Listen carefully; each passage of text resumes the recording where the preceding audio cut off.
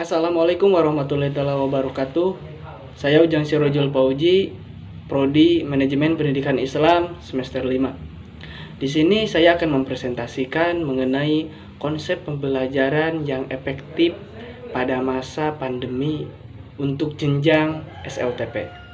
Di mana di sini saya menyuguhkan dua metode. Yang pertama metode secara tatap muka dan yang kedua secara online. Yang pertama, secara tatap muka, di mana guru bisa menyampaikan secara langsung, baik itu di kelas ataupun di luar kelas. Yang dimana kegiatan tersebut dilakukan secara mengikuti prokes ataupun peraturan kesehatan, seperti pakai masker, jaga jarak. Nah, di sini guru bisa menyampaikan secara langsung kepada murid, maka pembelajaran akan lebih dirasa efektif karena penyampaiannya juga bisa langsung diterima oleh si peserta didik itu sendiri. Nah, adapun metode cara penyampaiannya, yang pertama bisa dilakukan di kelas dengan secara bergulir dengan mengikuti prokes.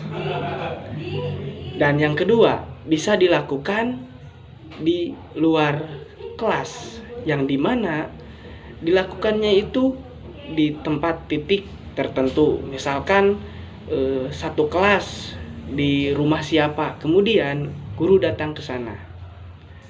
Nah, metode tersebut bisa dilakukan 1 minggu sekali ataupun 1 hari dalam 1 minggu gitu. Karena dalam masa pandemi jadi tidak boleh berkerumunan secara berlebihan gitu. Nah, yang kedua, metode secara daring ataupun online. Di sini metode-metode pembelajaran secara daring saya menyuguhkan ada 3 hal. Yang pertama pembelajaran berbasis kompetensi. Nah, yang dimana dilakukan dalam upaya mengikuti zaman.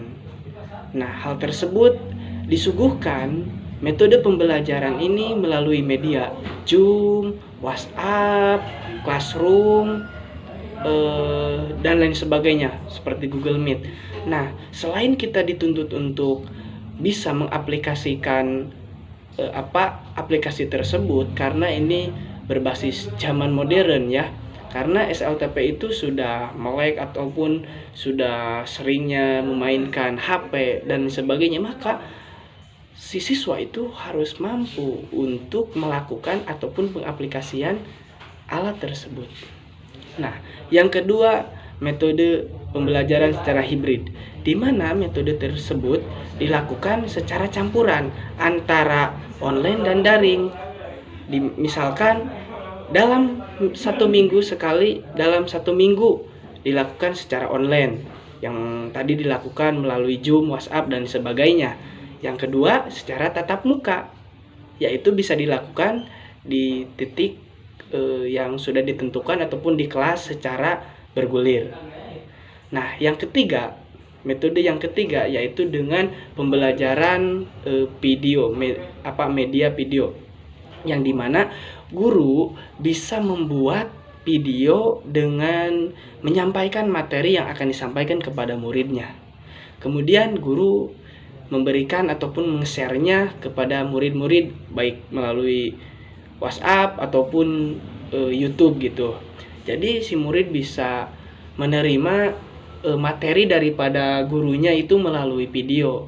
Kemudian setelah menerima materi tersebut, nanti ketika selesai bisa langsung ke diskusi ataupun menanyakan pertanyaan yang sekiranya si murid kurang dipahami mengenai materi tersebut.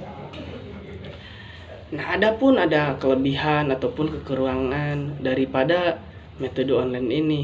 Pasti setiap metode ada kekurangan dan kelebihannya. Nah, yang pertama kelebihan terlebih dahulu.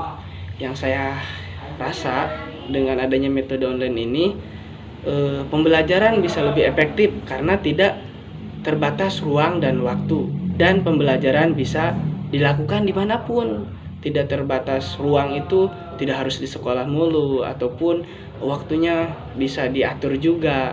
Karena berbasis online itu mungkin orang bisa terus online ataupun ada pemberitahuan di mana saja.